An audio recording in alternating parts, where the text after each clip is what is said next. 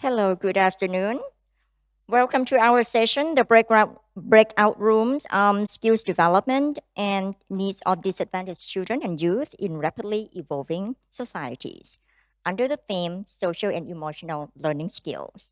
It is my great pleasure to be here today. My name is Prompilai Boswan. I work as associate professor at Kasetsart University, and I'm very honored to be here for the very, very special and important events. And I think we are all here this morning session. We are touched by the youth session. Their speeches touched all of our hearts. When they said that they feel that they are being rejected and neglected, especially when we heard the data this morning that we have 34% of children have an increase in depression and anxiety. This is a very, very critical issue, and we need to do something about that. So, this session, we will explore how different stakeholders, including government, schools, private sectors, NGOs, and UN agencies, address skills development, especially social and emotional skills, for marginalized children and youth in response to changes, and also the needs emerging from the pandemic, and also as well as the current changes demands of the workforce. In this session, we are very honored to welcome three panelists who will be sharing with us on their practical approaches and interventions to ensure equity and inclusion in learning delivery. So I would also introduce our panelists one by one, beginning with the first panelist, Ms. Danielle de la Fuente. She is the founder and executive director of Amal Alliance. Amal Alliance is an NGO that provides displaced and disenfranchised children worldwide with education and social development programs to help cope with the invisible scars of trauma and the learning fundamentals needed to succeed. She has various experiences in working with the policy level and also at the practitioner level as well. Our second panelist will be joining with us via online, Ms. Amara Martinez. She is the Senior Program Officer of UNESCO, MGIEP, where she leads the program team on matters related to education, mental health, youth development, and other areas, and focuses on the design and implementation of programs globally. The third panelist presenter would be Ms. Cornelia Hirania Wisyasti. She is currently a program coordinator with the International Labour Organization. Before, she worked briefly as a senior officer with the Association of Southeast Asian Nations Secretariat and years as a consultant on people development with a private firm. She is an expert on skills development with focus on the future of work, school-to-work transition, distance learning, digital skills, and soft skills. Before I invite each speaker, please allow me to guide you through the program of our session. Each presenter would have about 10 minutes for their presentation. And then we would have, during the presentation, the audience, including yourselves, can send your questions. Then we would collect the question for the Q&A session, which will be after the presentations. And in this session, we would try to come out with the output on the recommendations that will be useful on how we can promote the equity and inclusion for all of our children, especially on how social and emotional learnings can ensure the equity and inclusion of our children. So please join me to welcome Ms. Danielle Duente.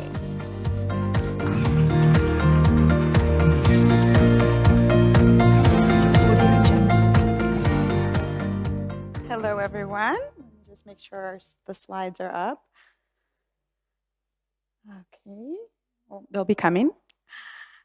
As our lovely moderator mentioned, my name is Danielle De La Fuente. I'm the founder and CEO of Amal Alliance, and I'm also here representing Karanga, which is the Global Alliance for Social Emotional Learning and Life Skills.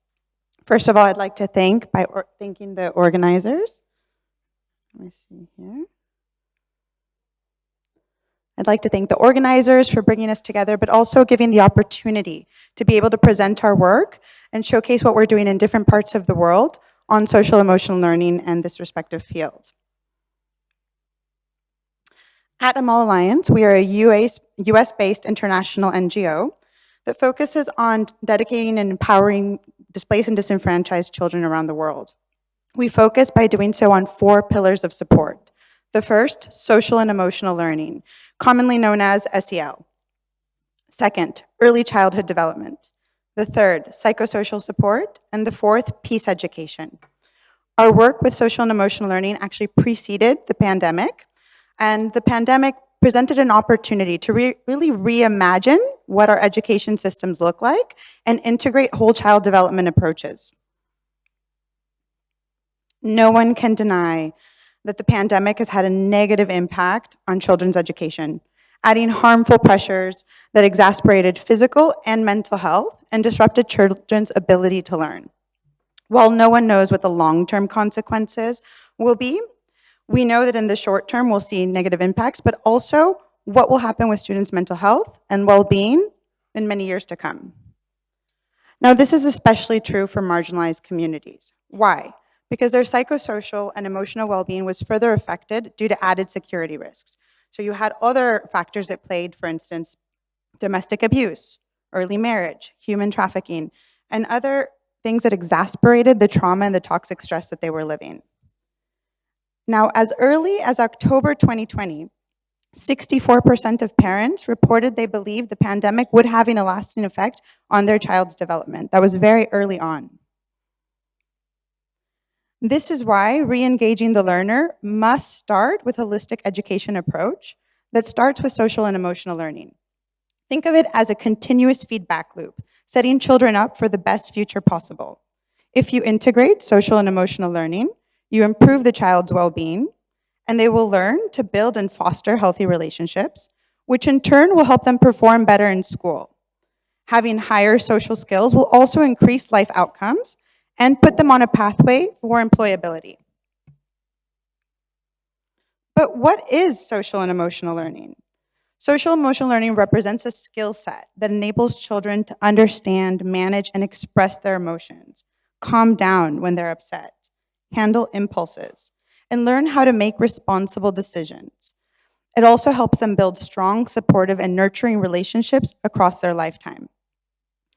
SEL also helps children form healthy identities, achieve personal and collective goals, feel and show empathy for others, and establish healthy connections, which is the basis for a healthy and peaceful society.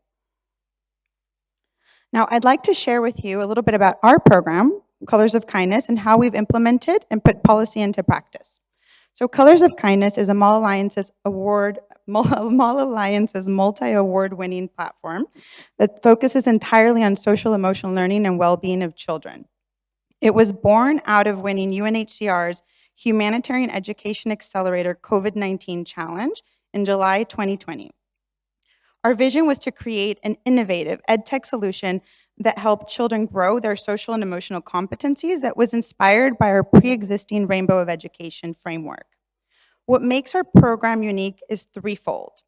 First, the audio instruction embedded within a digital workbook featuring our culturally sensitive and genderless blobs allows anyone to facilitate the lessons, so you don't need advanced or specialized degrees or training. Second, it is delivered through a learning management system that works offline, which enables data collection with little to no connectivity. And third, programming supports not only the child's well-being, but also that of the teacher and the caregiver, which dramatically shows in the learning lessons and has shown to have a positive outcome in the school dynamics. While we believe technology cannot replace classroom instruction, we can leverage it in a way to provide access for those that weren't able to log on to Zoom School. Because as you all know, the digital divide really was exacerbated during the pandemic, and so it really showcased the inequality. So what happened to those communities so that they wouldn't be left behind? So how does it work? Our methodology builds on incorporating audio, visual, and pre-structured guidance for facilitators. So the audio is a podcast instruction, a little bit of guidance, and then the visuals incorporate animated blobs. So if you have issues with hearing or have limited literacy, it really facilitates into a visual and audio mechanism. As I was mentioning, the nonverbal visuals really allow to reach a wider audience. So that brings in children with limited skills, illiterate children. And the delivery via caregiver and facilitator makes social and emotional learning program much more accessible. And we harness that intrinsic motivation of the caregiver to support their children. Colors of Kindness was initially piloted in September 2020 across 4 locations in Bangladesh for children ages 6 to 12. This included a cohort of Rohingya refugees in Cox's Bazar. It was a gender-inclusive model with over 60% of the children and teachers being female. The results were phenomenal. We saw a 16.5% increase in the social and emotional competencies of the children in only 10 weeks' time. And an astonishing 99% of caregivers noted that their children's behavior and mood improved because of the intervention. This model also allowed us to look more closely at what inclusive education actually looks like, looking beyond just physical disabilities and addressing the root cause of many learning barriers, which often stem from anxiety and depression. Since the Bangladeshi pilot, we have implemented our approach in Uganda and Greece, in both refugee camps as well as the formal systems. We also had a home-based workbook version adaptation that was born sometime mid-pandemic, which we employed with our partners in Qatar at Education Above All. Thanks to their massive distribution across NGOs, we were able to get this into over 175 countries where parents and NGOs were using it at home. Now, constraining factors were plentiful, but many important best practices surfaced through our numerous iterations in various contexts. For starters, social distancing proved very difficult as play involves so much contact and touch. And Bangladesh was incredibly challenging in terms of the tech and accessibility, as many families did not have devices, and those that did favored the boys. But also, they didn't prioritize screen time towards educational pursuits, so there was a bit of a learning curve there. Also, the internet was an issue, especially in the Rohingya camp, where Wi-Fi wasn't permitted. Now, even though the content was localized and made available in the respective languages of where we were working, the concepts were very tough to grasp. And this required massive simplification of verbose explanations and concepts. With travel restricted, this posed another issue. How do we train? So we moved to remote training, as most everyone did, and also to monitoring and evaluation at distance. And while it worked, it also showed that you can't replace that magic that happens in training where you connect with individuals and form a community of practice.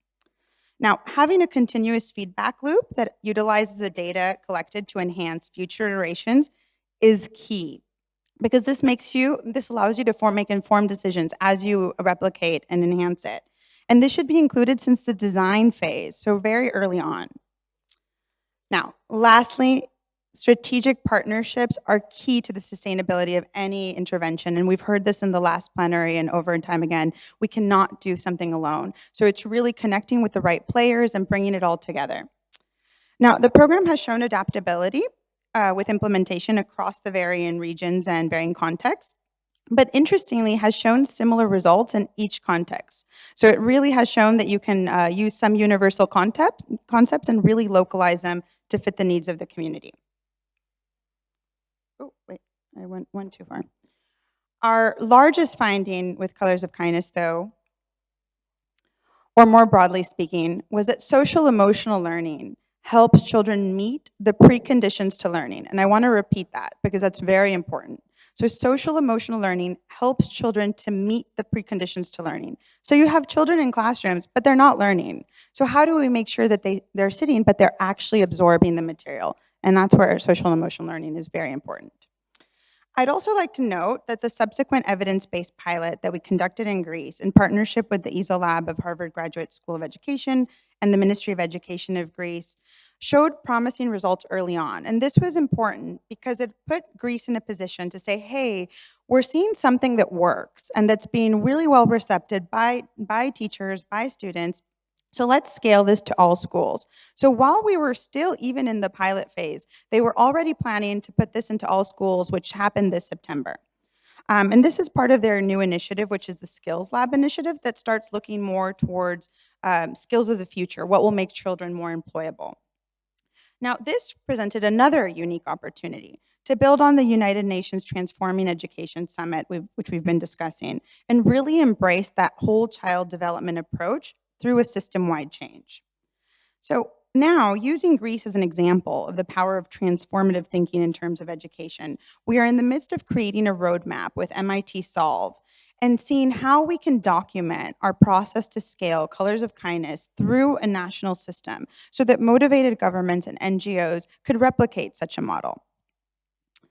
Before I conclude, I think it is eminent to remind ourselves that as policymakers, practitioners, and educators, we share responsibility for providing the next generation with the tools they need to succeed. Because a fully nurtured and supported child will eventually become a fully assured, self-assured, cognizant, and well-developed adult. And an adult that is going to be ready to enact change, but also put the same care back into their society, back into their community. So let's reimagine our education systems and take this moment to take a moment and revamp the outdated ones. Because investing in SEL is an investment in our future. For a child's well-being translates directly to higher academic performance and a more inclusive educational environment that fosters children's social and emotional health. Thank you very much. And I believe I will hand the mic back. I'm not sure who comes next, but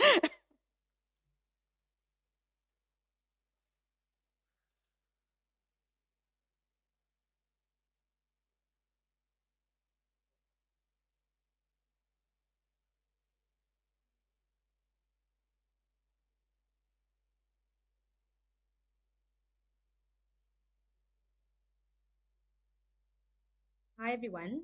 I'm Amara Martinez, as I've been introduced.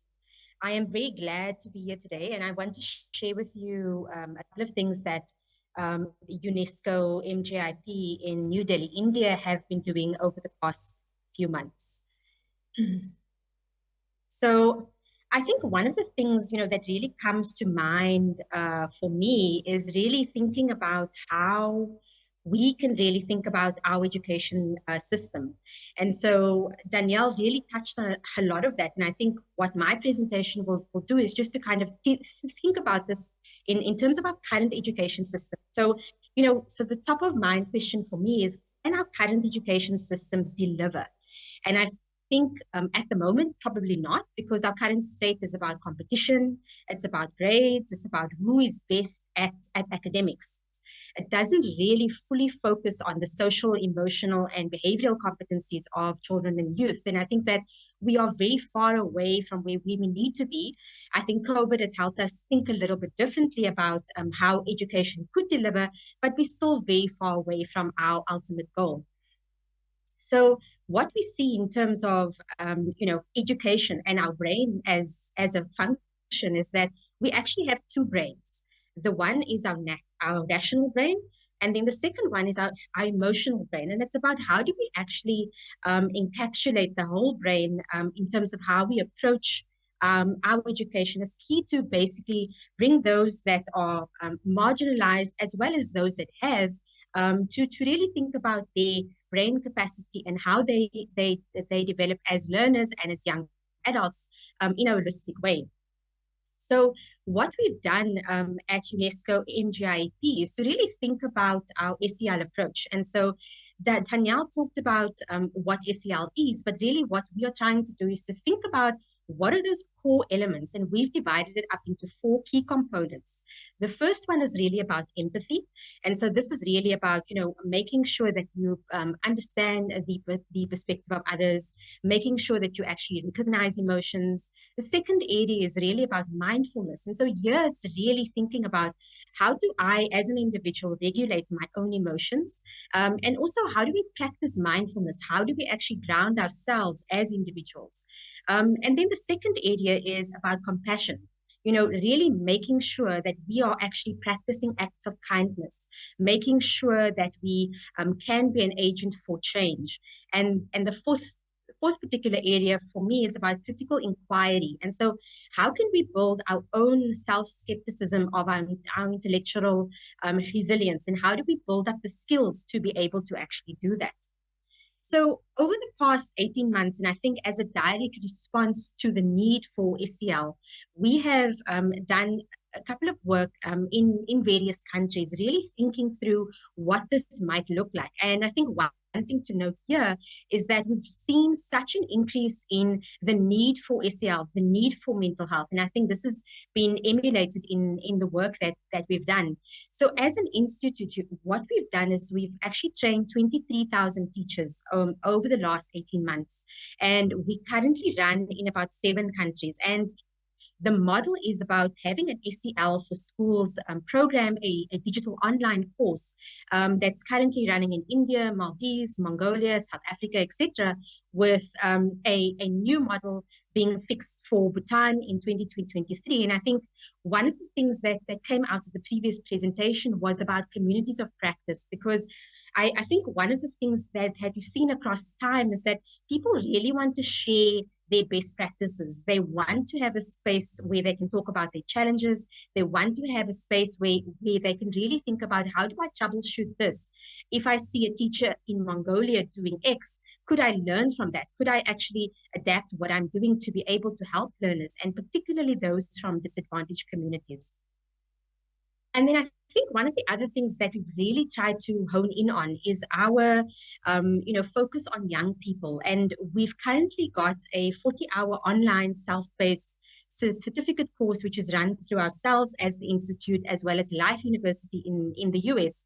And it really is about emotional learning for empathy and kindness. And so, it really fixates on those empathy, mindfulness, compassion, and critical inquiry skills, so that youth particularly are actually equipped to be able to contribute towards peaceful societies and sustainable societies. These courses are targeted at working professionals, university students, as well as teachers. And we currently have partnerships with 6 Indian universities, with a global prospect being moved on in next year.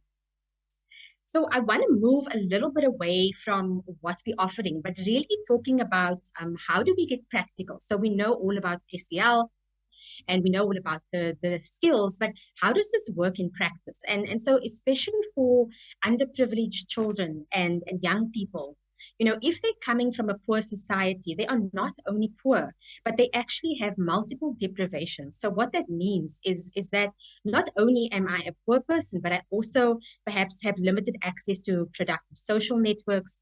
I am poor, but also have low quality schooling access. I'm poor, and maybe somebody in the household is unemployed. So it's not just about being poor or coming from a poor context, but also how do I challenge and how do I navigate the other additional things that are happening within my context, within my community. So one of the things that I learned, and my previous sort of role was in public policy, particularly in South Africa. And what we did here was to really think about how we could use social and emotional learning to shift the inequality dial in classrooms. So we used a growth mindset as our social and emotional tool. And really what we wanted to show was that the brain is malleable and it can be taught. And so our theory of change was really about, if you're improving your social and emotional skills, then the likelihood of improving your learner academic outcomes would be quite high.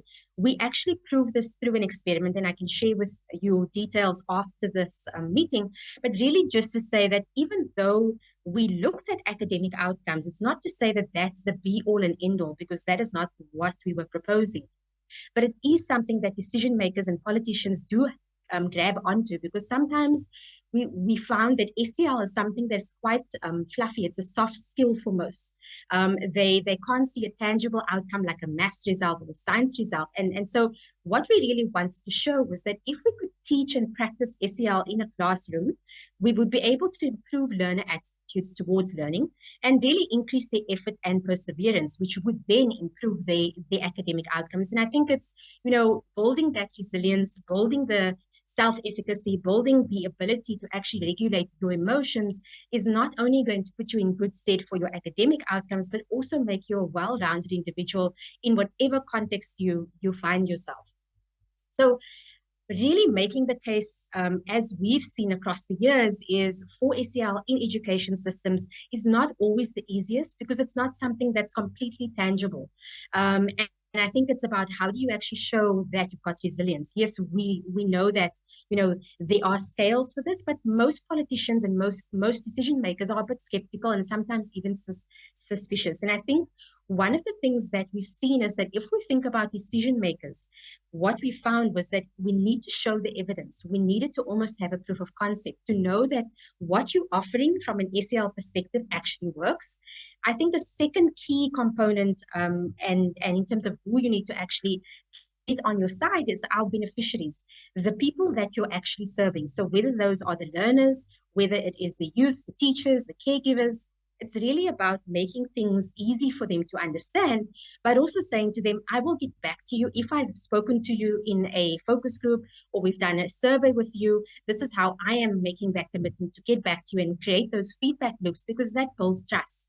And I think the third area is really about if you are an organization or a government department that is an implementer yourself, so whether you are in the school environment, universities, youth organization, you need to make sure that, when thinking about SEL in the longer term, it's about mainstreaming into core curriculum. So whether that is a curriculum within the school or whether that is within a university, so that, SEL is not seen as a nice to have, but rather part and parcel of the core curriculum. So I want to end off with these 4 takeaways to say that, in terms of SEL, you need to really make sure that those opportunities are equally and consistently provided to everyone to access programs. And I think this is most important if you are dealing with disadvantaged communities. And so it doesn't matter how difficult or how inconvenient it may be. So if a school is in a rural town and it's difficult to get to, it doesn't mean that you shouldn't be doing the SEL programs there. I think another point related to this is about dosage, and it's about making sure that a child or a young person that hasn't just come to one particular session, but actually comes consistently and regularly. And I think it's no use in coming once and then coming 3 weeks later. Those things don't really help in terms of making sure that you are getting the competencies that a young person and a child needs to be able to think more in a social and emotional way. I think the second thing is about this digital divide. And I think what COVID has shown us is that this was really more pronounced during the pandemic, because people couldn't come together. They couldn't go to school. So how do we actually make it easy for poorer communities to be included?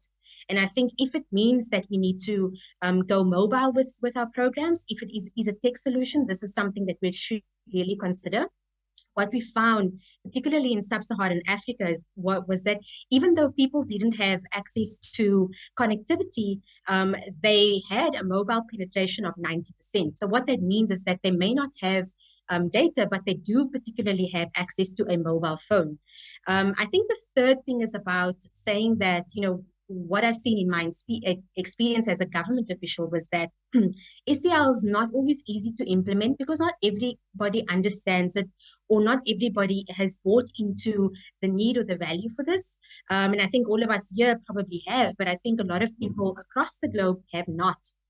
And so, when we are saying to people that they need to teach SEL, it's about saying to our teachers, to our policymakers, to our practitioners, that we first need to shift our own mindset. We have to, first of all, de-bias ourselves to be able to teach SEL, because without that, we won't be able to know what we're teaching. And I think this is very critical. And I think the fourth and the last point that I'll make today is that what we saw with COVID-19 was that this momentum that was really raised through the pandemic, to ramp up social and emotional learning, to really ramp up mental health, and well-being programs, was a real call to say that, we are living in uncertain times. We have to build resilience in the face of challenges, not only for learners, but also for teachers and caregivers. So it's about really saying, how do we keep up with that momentum to ensure that we don't lose what the one good thing that actually came out of the pandemic, and how do we actually move forward with that? So with that, I'll stop, and thanks so much.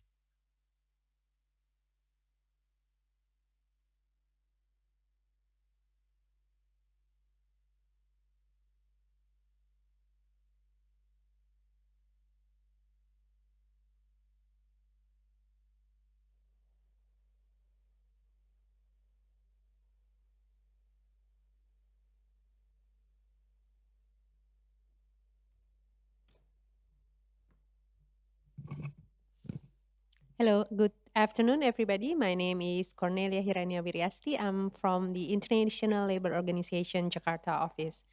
So we have heard um, two presentation about SEL, or social and emotional learning. And as the mandate of International Labor Organization is about work, employment, so I will be focusing more on the perspective of employer or the perspective of industries, companies on social and emotional skills. So a bit different with the previous presentations. So there are many terms used. Okay, many terms used for this kind of skill, whether it's soft skill, transferable skills, um, non-technical skill, and so forth. And there are a lot of frameworks across the world, built by UNESCO, UNICEF, ILO, and then education institution, even private sector have their own framework. And all of them can be used, and all of them are correct. You can use whichever that you see fit with your institution and your needs. So what the ILO is trying to do is to take into account all of these different frameworks and take into account key global drivers of transformative change, which are innovation and technology advancement, demographic changes, environmental and climate change, globalization, and of course the COVID-19 pandemics. And then come up with the ILO, sorry, yeah, and come up with the ILO core skills for life and work in the 21st century.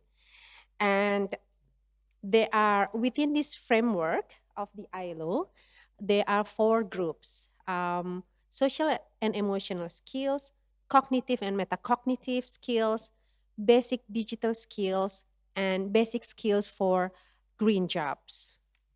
And I'm only going to talk about the social and emotional skill as per our topic for today. So I have the slide on the other skills, but I'm not gonna discuss them.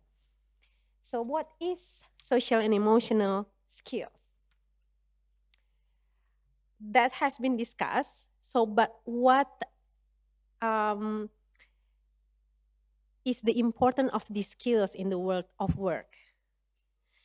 McKinsey studies and also World Economic Forum study shows that this kind of skill will continue to increase in the next 15 years in all over the world, in the US, in the Europe, and then also in developing countries, in the ASEAN countries, and the Gulf countries. And why? Why do employers think why um, it is important for employers or for the companies? And why do I want to talk about this? Um, maybe for primary education students, the world of work is a long way to go. But for those of our students in high school, for example, or university student, or non-formal education student, vocational students, the world of work is just a step away from them after that education. They will eventually enter the world of work. So they need to know what is expected of them when they graduate. What do employers want from them? And so let's see what the employers say. Okay. So study by the ILO and study also by the World Economic Forum shows that 40% of employers think that their current employees will need reskilling. They don't have the correct skill, they will need reskilling. And then 94%, that's a big percentage, 94% of business leaders report that they expect employees to pick up new skills.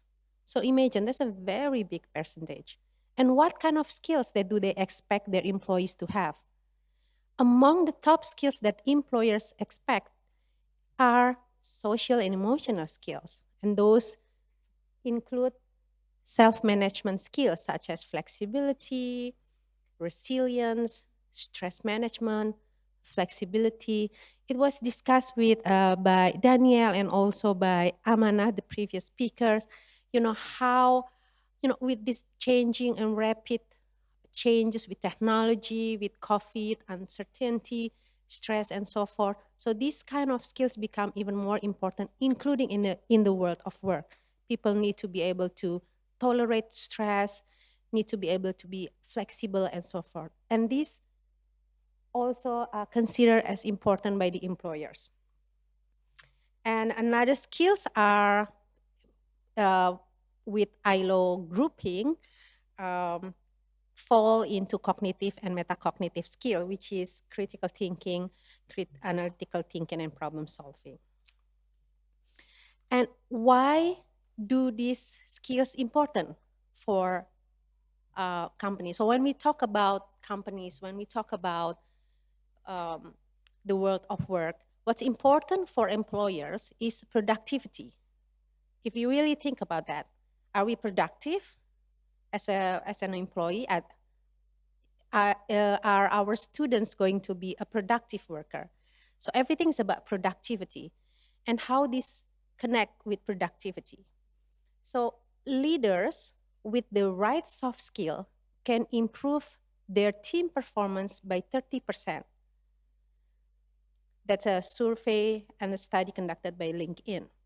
And then another study showed that social and emotional skills such as communication, in addition to problem solving, can increase productivity and retention by 12% and can deliver return of investment by 250%. So that's big. And that's why employers also think that these social emotional skills are important for them. Now, going back to our students, going back to our learners, and maybe ourselves and myself, because I am also an employee, I'm also a worker. Do we have these skills? To answer these questions, the ILO did a study, which is an ASEAN in Transformation study, where the ILO did hundreds of interviews among 10 Asian countries, thousands of survey to thousands of university students, vocational students, and also thousands to survey to employers. And the finding is that technical skills remain the most important. But very closely, that's also important are, as expected, social and emotional skill, which is teamwork and communication. It's probably easy, but it's not that easy when we translate it into the world of work. And luckily, if I can say that, teamwork and communication are not the most difficult to find among job seekers. What more difficult are skills like innovation, creativity, strategic thinking. But this is also important for us as educator, probably, that we need to think whether our students, our learners, do they have strategic thinking skills? Do they have innovation? Do they have creativity? Because these are very difficult to find according to employers and students themselves. So I'm going to share some of the things that the ILO did that we think is a practice that can be replicated. First, in Indonesia, we work with the Ministry of Manpower, not the Ministry of Education. We work with the Ministry of Manpower to make sure that there is a national competency standard for soft skill. And this is the picture of the document. So there's a specific national competency standard on soft skill. And among those soft skills are the social and emotional skills. And again, this includes skills like teamwork and communication, integrity, honesty. And based on this standard, and then the ministry and the ILO and of course other stakeholders, we did a standalone soft skill training. And then we also embedded soft skill training in technical skills training. And then when we develop blended training or hybrid training, we also include soft skill training. And of course, we also develop the capacity of teachers on these soft skills. And then in the Philippines, the ILO worked with TESDA of the Ministry of Manpower or Labor.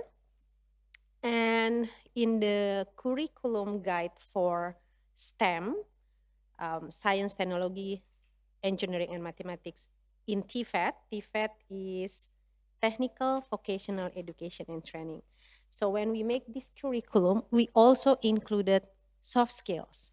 Why? Because if you really think about technical work, for example, if someone is going to be a back-end system developer, that person will need to be able to communicate and collaborate with other people. If you want to be a front-end developer, for example, you need to think about user experience. Then you need to have a good social and emotional skills to understand how the user will experience whatever system that you develop. And that's why soft skills are also included. And the next good practice is also coming from Indonesia. So we did a rapid assessment of industry skills demand. We looked into hundreds of job vacancies in traditional and social media. And we found that in the vacancy, employers mention the technical skills that they need, but they also mention the soft skills that they need. And well, not surprisingly, the soft skills are similar. Many employers want good communication, many employers want teamwork. And based on this understanding of what the industry needs, the ILO worked with business association, national corporation, multinational corporation, and we develop and we deliver soft skill training for employees. And that's with the employer. And so we also did a program for job seekers and newly graduate students and also high school students. During the pandemic, we did it online. So we did a 1.5 months soft skill training for job seekers and students. And we were surprised to receive a very high registrant. And so we had to do a very strict selection because we cannot accept them all. But we were happy to know that the market is there, the interests are there. And we taught through this training and coaching for 1.5 months on topics on social and emotional skills, but also on workers' rights, work culture, and also how to prepare CV, how to prepare job interviews, job search skills. And we also did a series of webinars on similar topics. And again, we received a very high number of participants. So this is good news because this means our learners, our students, those who are soon going to enter the world of work, they too are interested with this topic. They too want to learn about these skills. So that's good news for us. So how can we sustain this good practice?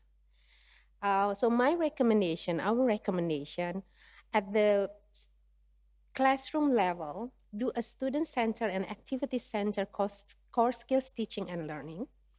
And teachers and instructors alike need to be strengthened. At the school level, include soft skill in curriculum. Make them available in curriculum in national standards. And so that can be translated into learning materials. And at the policy level, government is always involved because that's the way that we can sustain our efforts. But it is important, especially when we talk about education at high school level and university level, involve the industry. They're the one who knows, they're the one who can tell us what they need from our students. And how the ILO is further supporting this, especially in TVET. The ILO is currently finalizing a toolkit for core skill for life and work in TVET in the 21st century. And you can always access this toolkit on the ILO website. And this outlines steps that can be taken by education and training institution. So that's all from me. Thank you very much. And I return to the moderator.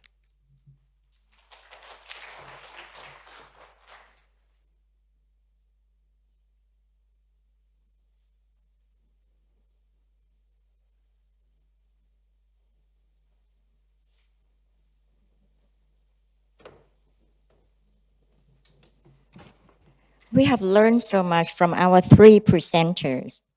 And I believe that all of us have a lot of questions in mind. Please keep your question and then we will follow to our next session, which will be Q&A. Thank you.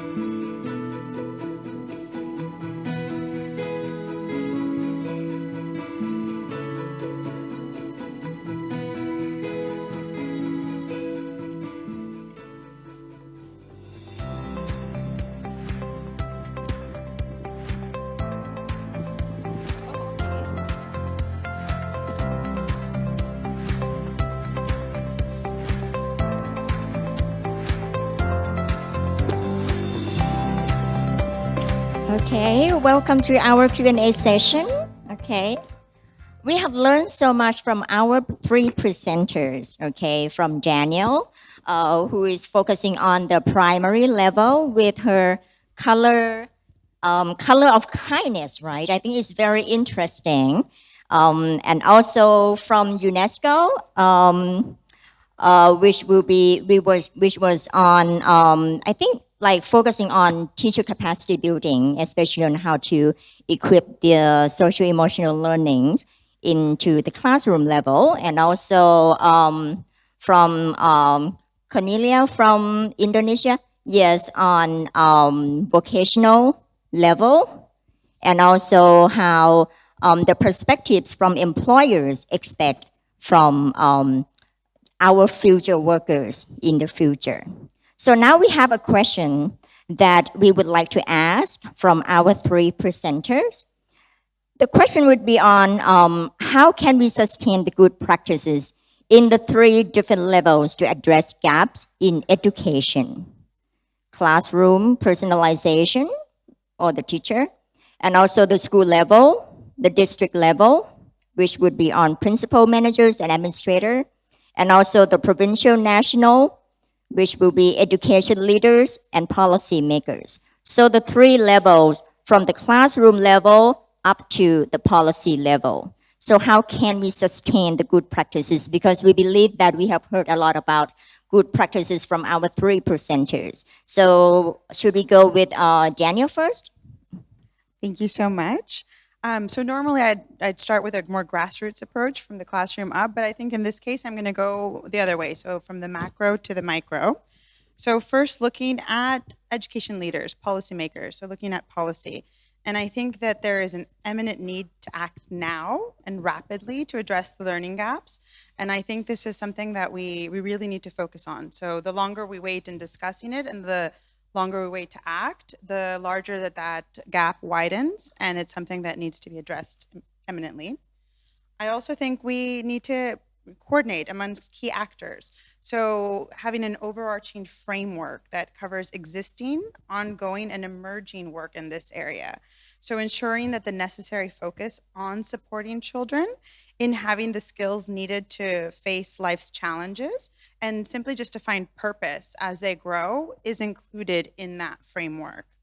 But those practices then need to be adopted, and they need to be relevant and build on the existing strengths of the children, of the teachers, and the families in the community. Because if they don't build on what's already existing, it's much too difficult to start from scratch. And I think there's a lot of evidence on data, and that's very important, bringing in that evidence and data, especially to shift mindsets. But we need to combine that with the local experience. So what may work in one context doesn't necessarily work in another. So what can we learn from each context that can be adapted and adopted globally, but also then made to fit that particular case? And then so moving into then the district level, so that administrative level, we need to have more proactive engagement from principals and managers to seek out programs and initiatives that can be brought to schools. But that's a two-way communication street. So that requires communication from the ministries, so providing new information, what's out there, but then also communication back to the ministries from the school administrators. What's working? What's proving effective in the classroom? Without that two-way communication street, it just kind of stops there. And there also needs to be incentives for professional development so that teachers can embrace new technologies and methodologies without seeing it as an added burden. And that really needs to be brought from those school administrators and teachers of how this is an exciting new thing that's going to really empower your learners, but also your classroom.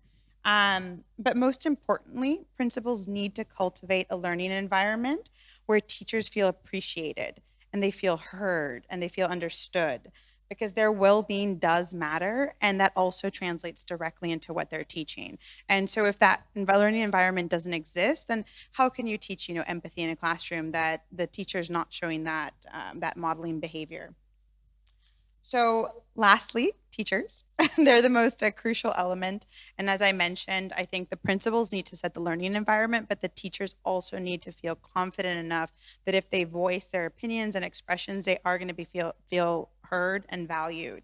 And also just have the resources and tools so that they can take care of themselves and mitigate burnout and just feeling overwhelmed. Oftentimes, a lot of SEL stops by not entering the classroom because teachers don't understand the benefits or don't see how it's an added value. And that's a learning curve that needs to be addressed through trainings that are made available from that district level, but also from the policy level. So making it part of curriculum time, and including the private sector, as Cornelia was mentioning, so that it bridges not only the classroom time, but also where the decisions are being made at policy. And I'll stop there. Thank you very much. I think it's very, very important to see the benefits and act now at all levels from the three levels. Okay. So should we move to Ms. Amara? Sure. Thank you. So I think Danielle has really said everything, but I think just to add a couple of things, and I'll start actually the opposite way around to say that, from the grassroots or from the classroom level, I think a lot of the time when we think about teachers, we are thinking about teachers in their current state. We're not thinking about teachers in the pre-service state.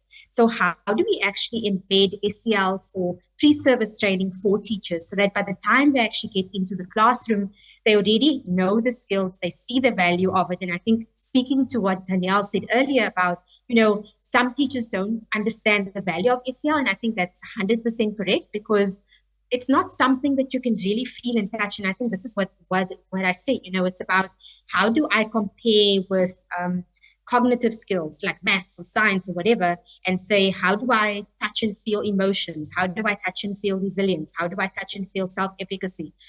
It's a very difficult thing to actually make tangible. And I think these are some of the factors that teachers struggle with because they also have a administrative burden. So they may not have the time to go the extra way to kind of, teach the kids in a good way or try to teach them in a way that is primed for social and emotional learning. And I think the second level in terms of, looking at whether principals and districts and all of that, I think the one thing that is true is about this idea about coordination, but it's also about partnerships because sometimes there are these siloed approaches where people at districts are doing their thing. There's no communication between districts and head office. There's no communication between what's happening with officials and what happens with the ministers.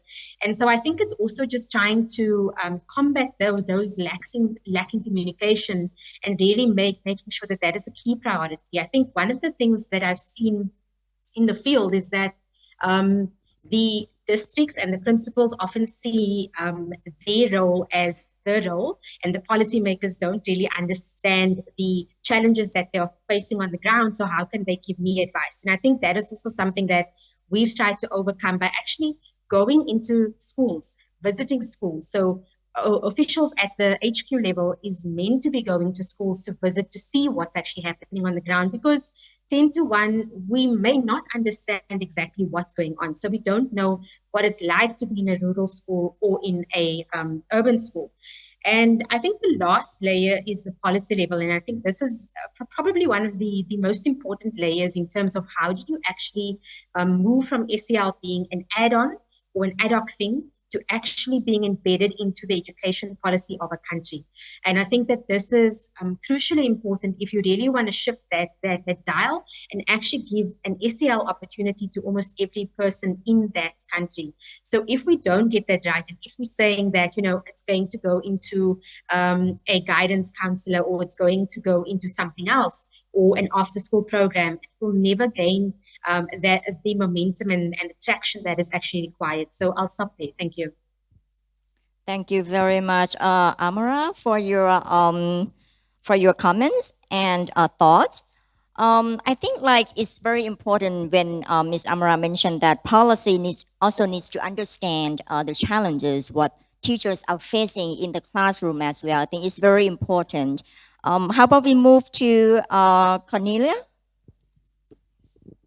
Okay. So I already mentioned this in my presentation. Just a quick repetition. So at the classroom level, even for training for employees who are adults, it's more effective to learn about this kind of skill through activity.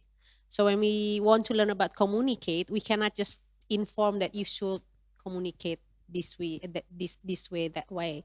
But usually what we do is through exercise or activity. So ask the participant to communicate with each other. So that's the best way to learn, through activity. And I think it's also important that this kind of mindset to develop a activity-based learning, that I think it's important that teachers also learn about this at the classroom level. And at the school level, make it available in the curriculum. And for non-formal education or vocational education, make it available in a national standard. Because once you have it, then you can make, you can make your syllabus, you can make your learning material, you can have a basis on which you build these skills. And at the national level, again, these kids that our learners, especially those in the higher education, excuse me, one day they will enter the world of work. So really, we need to involve the private sector. We need to involve the industry. Ask them, listen to them. What do they need from our students to have? That's from me. Thank you very much. I think like you really raised an important point about like communication that both like the children and also like the employers would have to understand what are expected out of children in terms of transition from school to work as well. Okay, so I think like at this moment, all of the audience from the online and also in this room as well, if you have like the questions, you can give us. We can collect the question, but there is one question that we would like all of you to think about is how can we sustain the good practices in the three different levels: classroom, school district, and national, to address the gaps in education. And you can join us by giving your comments and your suggestions in the Mentimeter by typing. When you answer the question, please type classroom, school, or national, then followed by the colon symbol before you answer. So please feel free to input multiple answers for each level. So there would be 3 levels: classroom level, school district, and national. How can we sustain the good practices in these 3 levels in order to address the gaps in education? So please join us to give your comments and also your recommendations as well. Okay? And then I believe like we are waiting for some of your suggestion in the Mentimeters. However, in this room, if any one of you would like to share your thoughts or comments or have questions, please raise your hand and then the microphone would be given to you. Okay.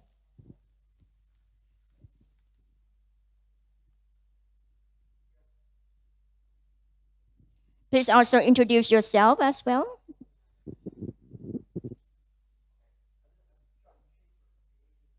Big regional network on early childhood. Okay. I wanted to add to the argument for social emotional skills, and it has to do with one of the global challenges that the last speaker talked about in terms of climate change and the environment.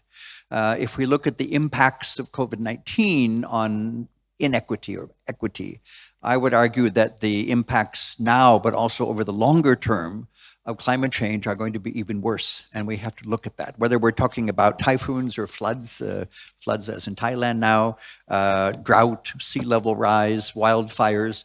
These are all having an impact on things like greater malnutrition, food insecurity, worst health outcomes, family instability, population movements, toxic stress. All of these are the outcomes not only of COVID-19, but in the longer term also of climate change. And I would argue that these impacts of climate change are going to affect, as we've talked about already with COVID, the disadvantaged much more.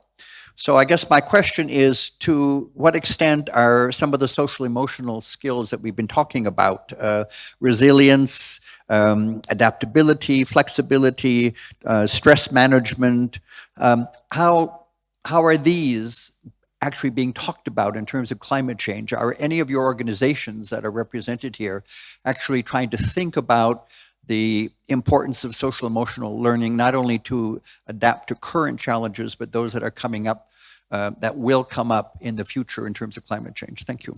Okay, thank you. I think it's a very important question as well. Would you like to go first, Daniel? Yeah, sure. I'd love to address that. So especially climate change is having drastic impacts on migration. And so because we work with displaced populations, that's something we're very, very aware of. So when we teach the children, so Colors of Kindness is based on competencies. So every child goes through a color journey where on the clouds, they learn a particular competency. So whether it be the red clouds of self-awareness or the green clouds of responsible decision-making or the clouds of empathy. And in the recent months, we've actually added another cloud on environmental stewardship. So really understanding environmental awareness, so not only yourself, so your emotional intelligence, but then how you affect others and how that impacts your environment. So laying the foundation of things that children need to learn on how their actions impact the environment. Okay. Cornelia, Yes. would you like to add anything on Yeah, that? well, for the ILO framework or the ILO skills, it is grouped into a different group. So there's a basic skill for green job, which is in a different group with social and emotional. But of course, it is connected. For example, part of the social and emotional skill is conflict resolution or how they manage conflict, how they manage, and it's important to manage conflicts that, for example, that's coming with environmental changes. For example, I, or an individual, we can always protest, for example, about climate change, that the government is not doing enough and so forth. But but doing that without a specific goal can also be stressful for an individual. You can keep protesting, but if you don't know what you aim, it can be stressful too. So there's an important where social and emotional change coming. How do you manage this difference? What can you actually achieve? How can you actually contribute to environmental changes, for example? So yeah, that's the quick answer from me.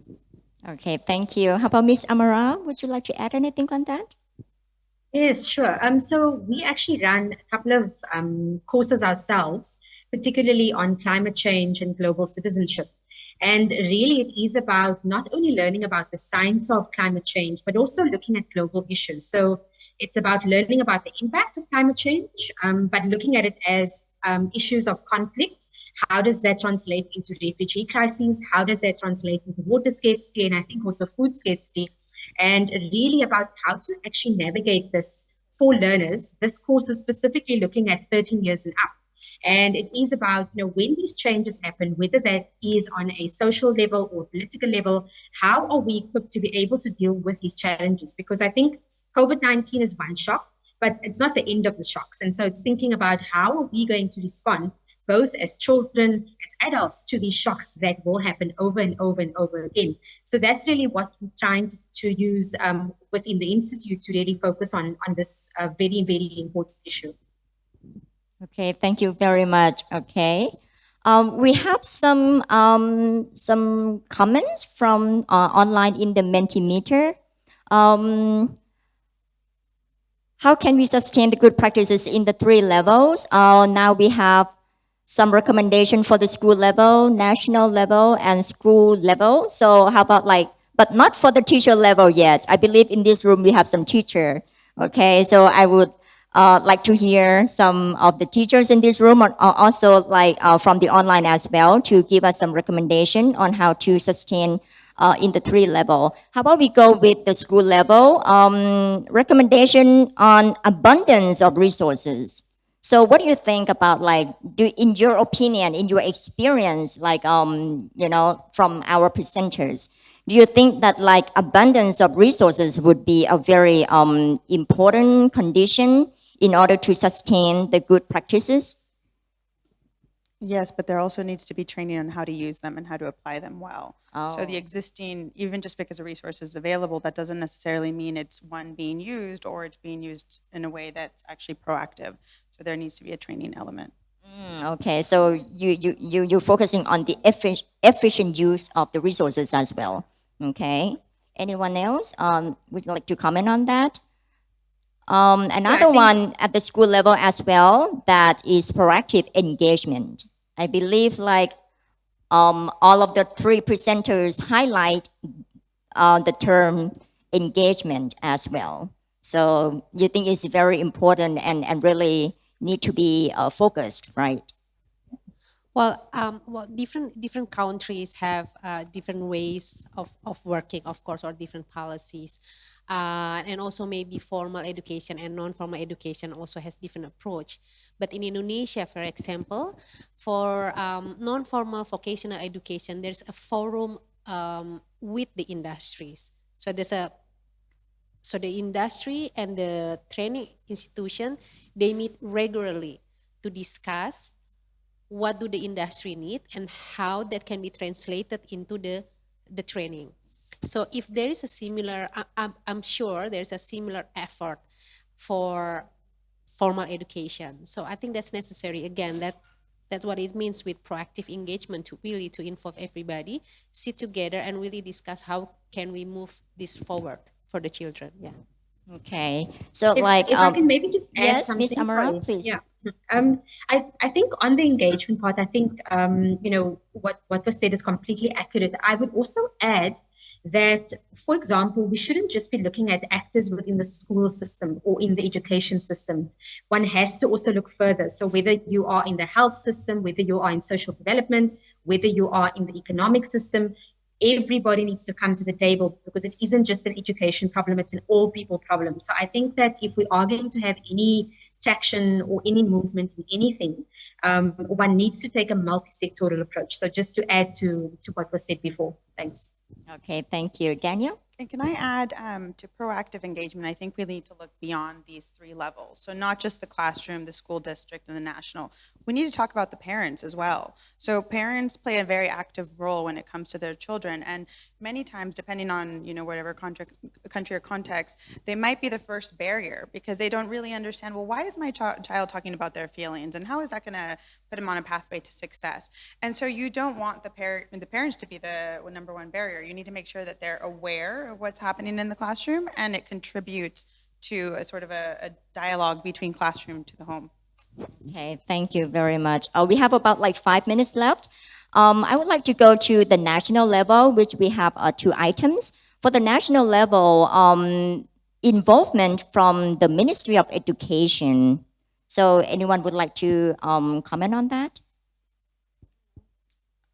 So I'll comment on it because we're doing that with Greece, which is a fantastic opportunity. So the Ministry of Education of Greece has been incredibly proactive in the sense that they want to revamp their system. They really want to build out space in curriculum time for skills development, which they've allocated 3 hours a week. And so this was wonderful because we were able to fill 2 hours of those 3 with our program, and it just complemented it nicely. But had those 3 hours not been allocated, then SEL would be an add-on, an afterthought, something that really isn't in curriculum time, and we've seen that that doesn't work as well. And so I think there needs to be an element of the ministry of willingness to want to expand the opportunities for the children, but also saying, okay, now that it exists, how do we make sure that the teachers know it's available and that they can use it, and that there's professional development opportunities and all of these other aspects that are the key to a widespread adoption. Okay, great. I think like the next one. Yes, okay, Amara. Yeah, sorry. Yeah, I know it's difficult being online. So one of the things that I just wanted to say, being in a policy space for many years, and so, I think one of the key important sort of considerations is almost to have this champion for SEL within the education ministry, but also outside of the education ministry. So even if you have 3 or 4 people who get it, that's enough. And I think that is important on a political level, but also at an administrative level. So getting your DGs on board, getting the district directors on board, making sure that at least a few of them, and it won't be all of them, actually understand what social and emotional learning means and how it can impact. I think that makes a huge difference in terms of getting things done and done quickly, and also making sure that 1 hour within a week is actually allocated. And I think that's critically important. Okay, thank you. There are levels from teacher I would like to highlight upon. One of them is teachers' well-being. Okay, that if teacher has well-being, then that would make students have well-being as well. Okay, and also another one is one of the most creative aspects of teaching is creating an engaging and supportive learning atmosphere for students inside the classroom. It will be challenging for students to remain engaged or motivated if the learning environment isn't. I think this is interesting as well, that focusing on the learning environment. And the last one from the classroom, from the teacher level, is there needs to be a level of autonomy on each level to adjust the actions to the local and individual needs. Okay. Anyone would like to reflect upon the teacher level?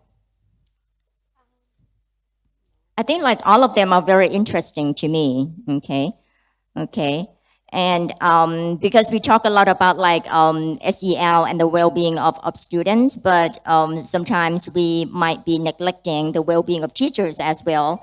Okay. And I think like there is one recommendation. I would like to go back to the national level, which is the standardization. I believe Cornelia mentioned about at the vocational level, right, about the standardization. Would you like to reflect upon that? Yeah. So, like I shared earlier, in Indonesia, there's a national competency standard specifically on soft skill, and there's a input there at the national level standardization. It's not so standardization is important, but why? Because it makes it formal, and when we make it formal, then we know that soft skill learning is not just a nice to have; it has to be done at schools. And I think that's the point why there should be a standard or why there should be a curriculum on it. So that it has to be taught at school. But then of course there's a lot of different ways how to actually taught it, how to actually learn it. Yeah, that will be another long discussion. But actually if there's a policy that make it part of the learning, then that's a very good start. Yeah. Yes, yes. There is another one from the national level, which I think is very well fit to our forum as well, because the recommendation is to maintain and strengthen international and partnerships and collaborations, which is like reflect this event very, very well. So I think like I believe we are running out of time, and I would like to sum up here that we have learned a lot about the innovative practices from our three presenters, from Daniel, which is focusing from the primary level, and from Ms. Amara from the teacher capacity building, and also from Cornelia, which is focusing on the vocational and also perspectives from the employers. However, all of our three presenters, all of them focusing the importance of social and emotional learning, and that we should not just look at the importance of SEL at the present, but we have to go beyond in the future as well. As our one of our participants recommended that we need to look ahead for the climate change in the future. But the pandemic 19 has brought our awakening point that we really need to do something about the social and emotional learning. And the key point is that we need to collaborate and partnership in order to sustain the innovative practices.